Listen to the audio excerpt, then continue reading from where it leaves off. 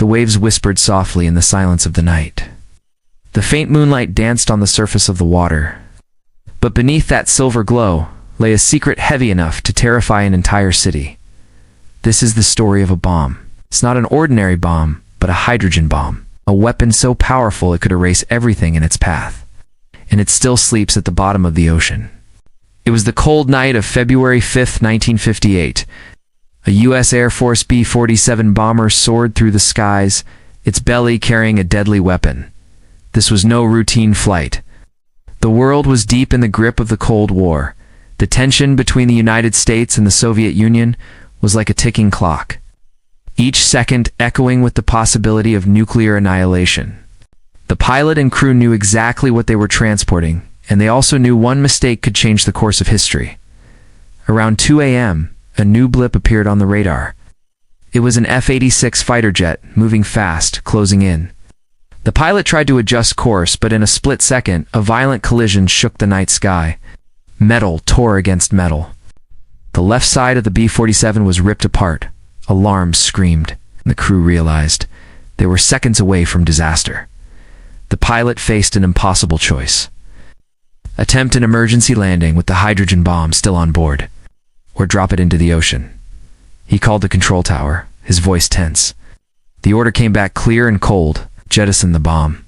Moments later, a massive metallic shadow fell from the bomber's underbelly, vanishing into the dark waters below. It was the Mark 15 hydrogen bomb, a weapon with a yield 260 times greater than the one dropped on Hiroshima, and just like that, it was gone. The crew didn't have time to watch it sink. The bomber was still wounded, struggling to stay in the air. The night was thick with tension, the cold air rattling against the damaged fuselage. Inside the cockpit, the smell of burning metal mixed with fear. The pilot focused on keeping the plane steady, knowing the slightest mistake could send them all plunging into the Atlantic. Down below, the waters of Wassaw Sound swallowed the hydrogen bomb without a trace. No splash lingered, no light shone beneath the waves, only darkness. It was as if the ocean had claimed it instantly, pulling it deep into a grave no one could see. Minutes later, the bomber limped toward Hunter Air Force Base in Georgia. The crew held their breath during the descent, bracing for the landing. With skill and a dose of luck, the pilot touched the damaged plane down on the runway. They were alive. But somewhere out in the black waters, America had just lost one of its deadliest weapons. By sunrise, military officials had sealed the airman's accounts behind classified reports. Search teams were mobilized, their boats fanning out over the sound. Divers slipped beneath the surface, scanning the sandy bottom. For weeks, they scoured the area: sonar sweeps, magnetic detectors, grid-by-grid searches. The water was murky, currents shifting the sands daily. The bomb seemed to have vanished, swallowed by the sea itself. As the days turned into weeks, frustration grew. Whispers began to circulate among the search crews. Maybe it wasn't here anymore. The tides had carried it out into deeper waters. Or maybe it had been buried completely under layers of sand and silt. The search ended quietly. The official statement to the public was calm, almost dismissive. The bomb posed no danger. But in military briefings, the truth was far less reassuring. A weapon capable of leveling a city was still lying somewhere off the coast of Georgia, and it had never been recovered. The Mark 15 was no ordinary bomb. It was a hydrogen bomb, one of the most advanced weapons of its time. It was 2 feet long, weighing more than 7,000 pounds, and designed to unleash destruction on an unimaginable scale. Its maximum yield, 3.8 megatons. That's 260 times the explosive power of the atomic bomb dropped on Hiroshima. It was built during the height of the Cold War, when the arms race between the US and the Soviet Union pushed science into dangerous territory. The Mark 15 was intended to be a deterrent, a silent threat to prevent war, but now it was gone. What made the Tybee bomb so controversial was a single question: was it fully armed? Some military reports claimed the bomb contained only a dummy core, meaning it couldn't detonate. But others, including a classified Air Force memo years later, suggested it had a live plutonium core. If that were true, the weapon lying under the ocean wasn't harmless at all. It was a sleeping giant.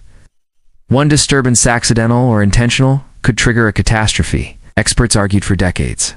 Some said the bomb posed no real threat, that the explosives would have degraded over time. Others warned that the uranium and plutonium inside could still leak, contaminating the water and marine life for miles around.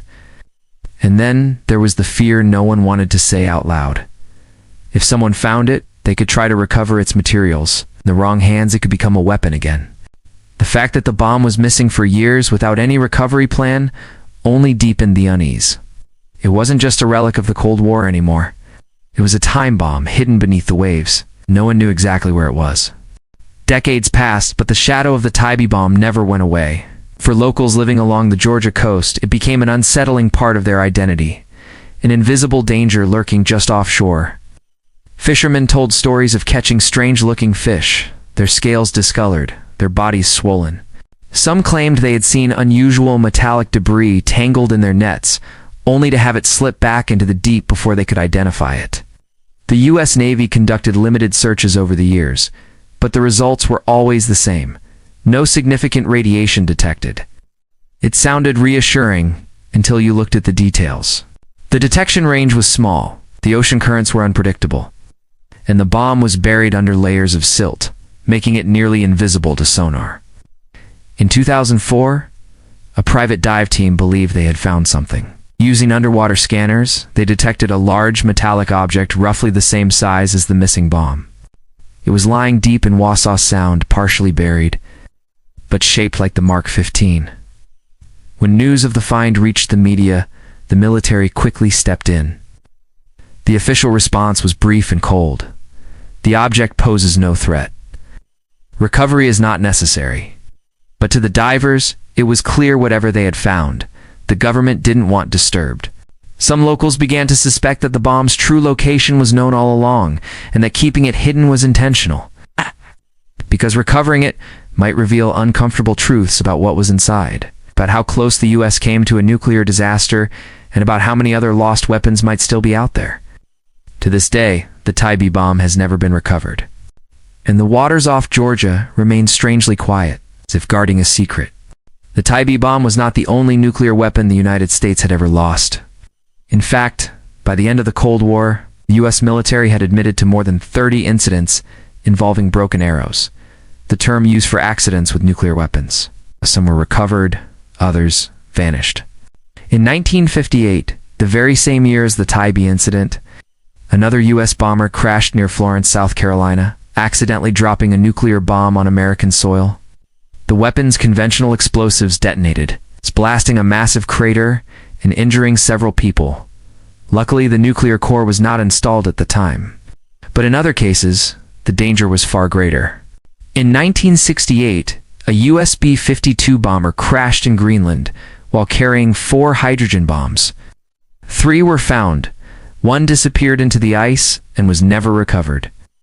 In 1965, an A-4 Skyhawk jet carrying a live nuclear bomb rolled off the deck of the USS Ticonderoga and sank into the Pacific near Japan. The plane and bomb remained 16,000 feet below the surface. The pattern was clear when nuclear weapons were lost.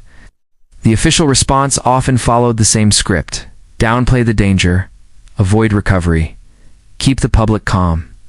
For the military, these incidents were classified as low risk, meaning they didn't justify the cost or danger of retrieval. But for the people living near these sites, low risk didn't mean no risk.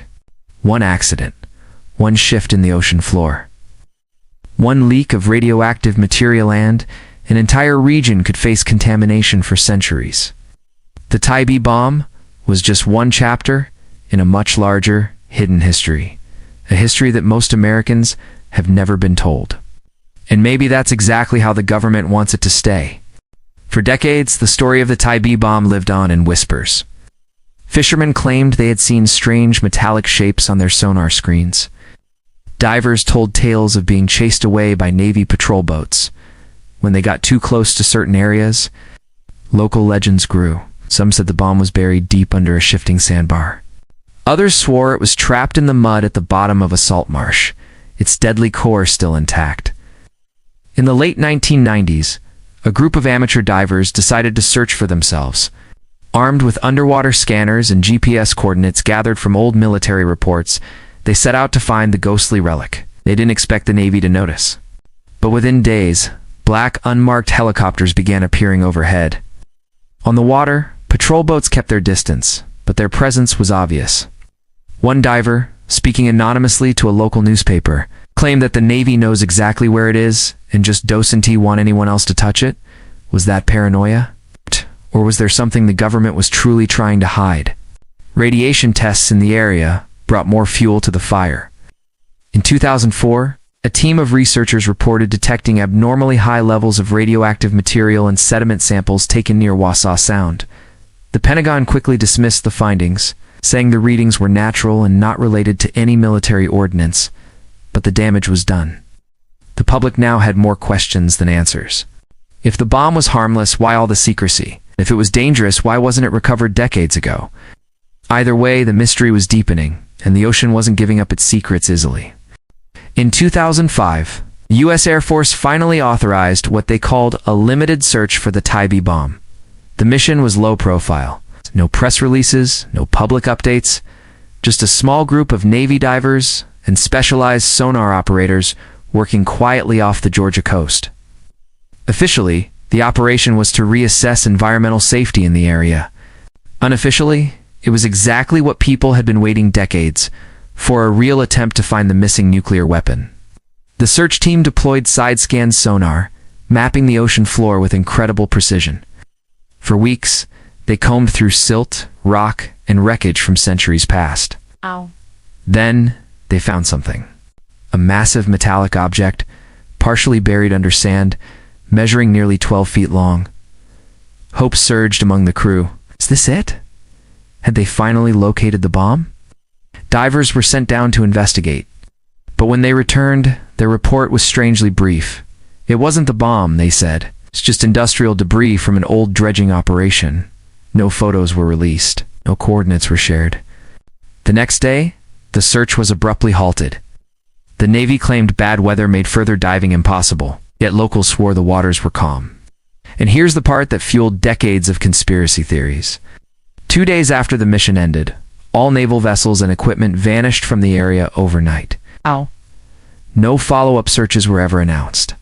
To this day, many believe the object they found was the Tybee bomb, and that it was quietly removed under the cover of darkness.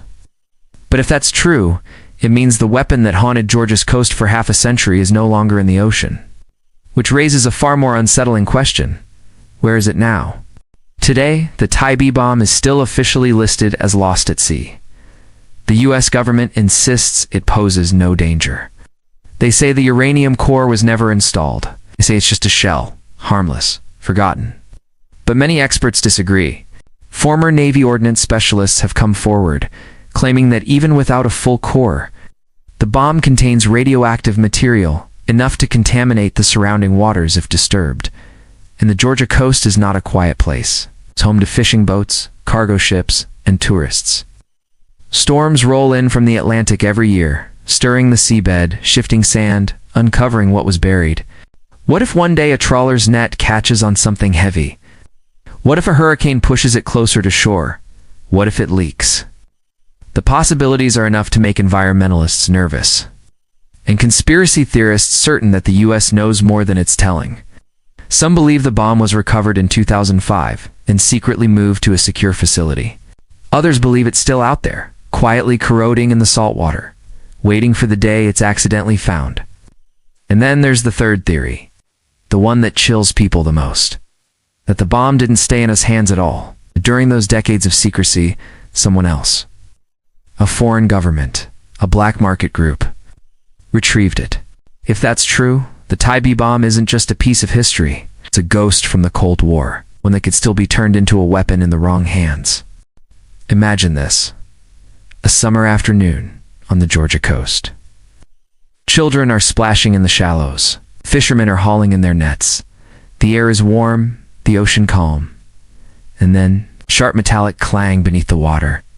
A net catches on something. The winch strains, groaning as the crew hauls it up. What breaks the surface is not fish, but a curved, rusted metal shell, streaked with barnacles and seaweed. The markings are faint, eaten away by decades of salt water, but one stenciled number is still visible. It matches the Tybee bomb. Panic spreads among the crew. The Coast Guard is called. They arrive in minutes, pushing tourists and cameras back. The object is wrapped, lifted, loaded onto a military truck. Within an hour, it's gone. No one can say where. The Coast Guard releases no statement. Porters get nothing but no comment. But in the weeks that follow, the fishing crew vanishes from public view. No interviews, no Facebook posts, no word at all. Some say they were paid to keep quiet.